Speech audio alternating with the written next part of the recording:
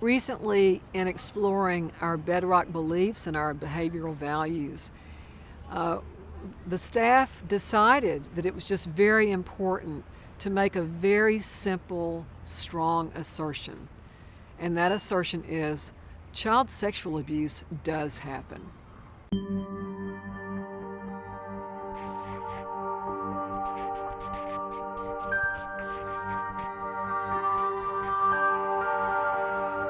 The prevalence of child sex abuse across Tennessee resulted in about 9,000 investigations last year.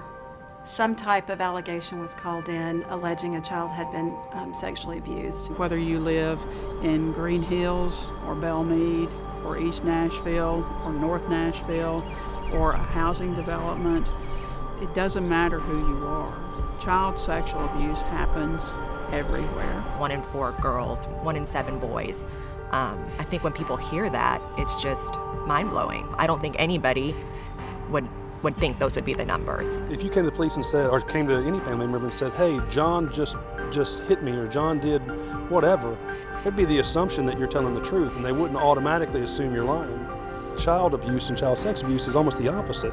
People almost immediately don't want to believe what the child says. Child sexual abuse used to be an issue that was often swept under the rug. We have seen enough where people have realized as a community that this is something we need to talk about, is something we need to address, and it's something we need to work to eliminate.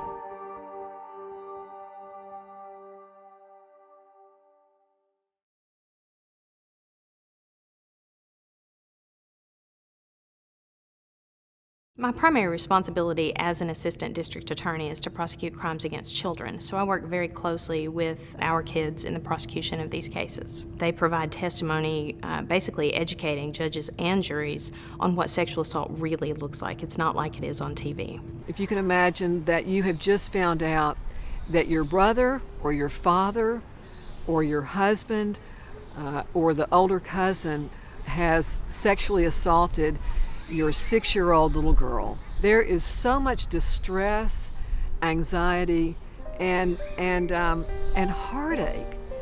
These people come to us and they feel flattened. They feel guilty and just terrible because they feel like, I should have seen this coming. I should have been able to protect my child.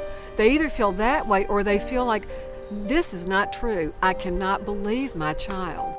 We certainly don't condemn or write off that parent that says, I want to believe my child, but I'm really confused.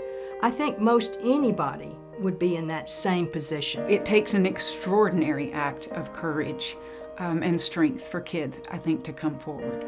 They're embarrassed. They typically love or care about this person. They don't want to hurt or rip apart their family. So the barriers for children not to tell are so great. It's really amazing to us that we see any kids at all.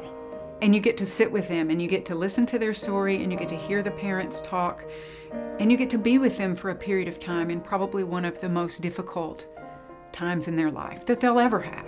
If the child has the courage to tell what's happened to them, and the caregiver has the courage to face their own shame and guilt and remorse, we have to have the courage to stand very tall.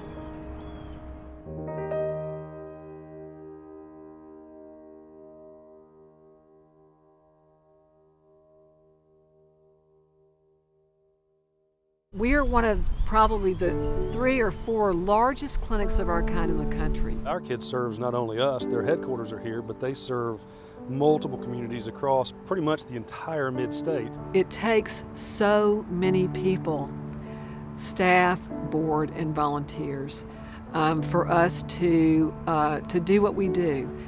When people understand the issue, I think that they're deeply touched and they are motivated to help us in whatever way they can. Our relationship with our kids has definitely affected me emotionally. I'm the father of 3 daughters, and so there's no organization more worthy of our time and resources than our kids. 1991, maybe, we were touched by children's sexual abuse.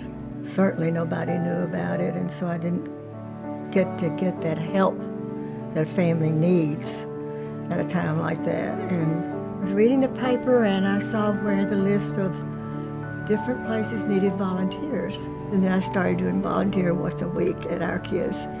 I wouldn't take anything for that Sunday that I saw that in the paper. The avenue that Our Kids has provided me personally to go out and make a difference has affected my life in a manner that otherwise probably would have occurred. I get up every day thinking about some of the folks that I know that have gone through the difficulties of childhood sexual abuse, and it makes me want to do just one thing more to help one more kid survive whatever it is that they're going through and how they're going through it. So it's an honor and a blessing to be involved with those folks. It really is.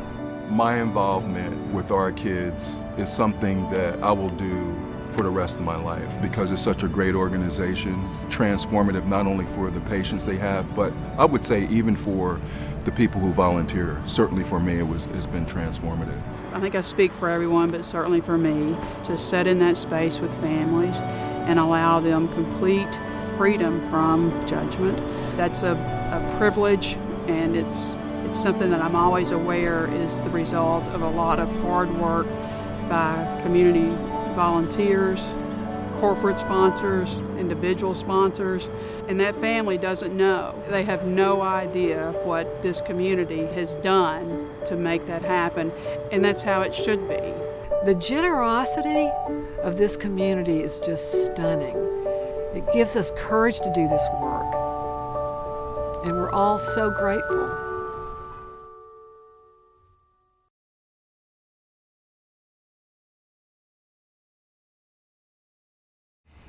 We want to change the conversation about child sexual abuse because we feel like it's our job as adults to stand in the gap for every child. Their expertise has been able to impact thousands and thousands of families. Some of these kids were able to disclose and to stop the abuse because of what happened at Our Kids. You know, they've made that impact on a child's life, and you know, there's nothing more significant or more important.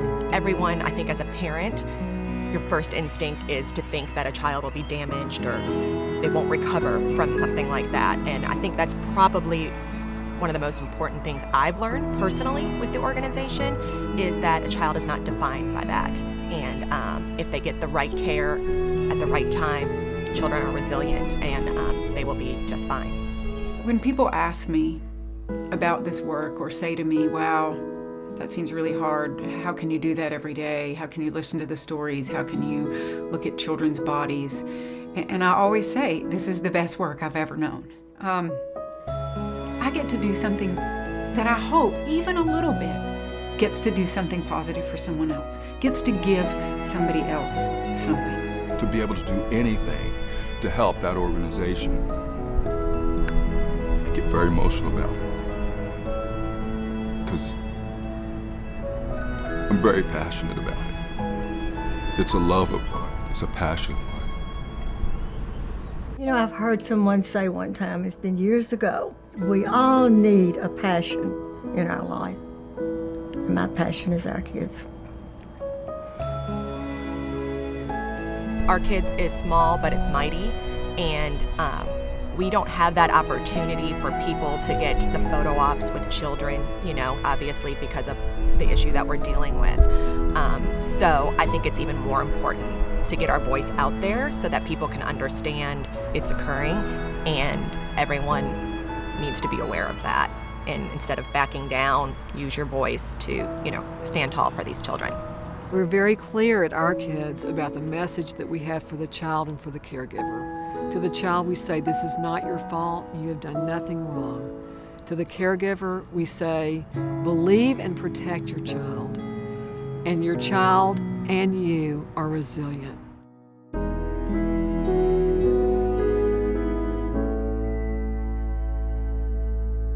Thank you.